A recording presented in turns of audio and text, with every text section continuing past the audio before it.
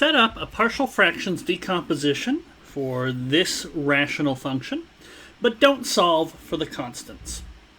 Okay, well, then that's pretty simple, I would say.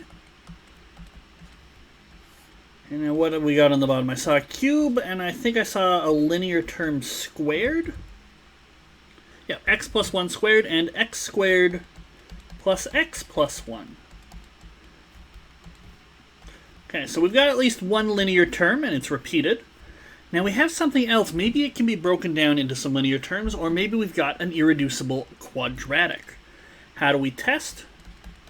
Well, if it's a squared plus bx plus c, you just need to check b squared minus 4ac. If that's negative, we've got an irreducible quadratic. Otherwise, we would need to factor it.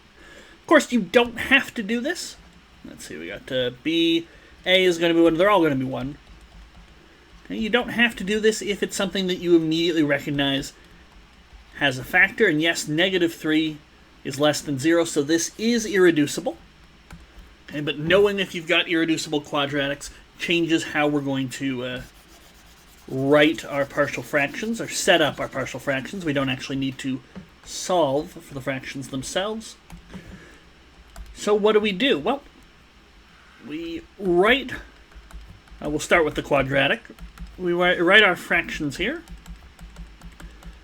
increasing the power of our irreducible quadratic until we actually agree with the power in the expression. Okay. Now we do the same with the linear term. So use it for denominators and increase the degree until we get to the number of repetitions that there are. Okay. Now for quadratics, it's always constant x plus constant. We need to introduce new constants for each of these. But for linear terms, we always just get one nice constant all on its own. So there we go.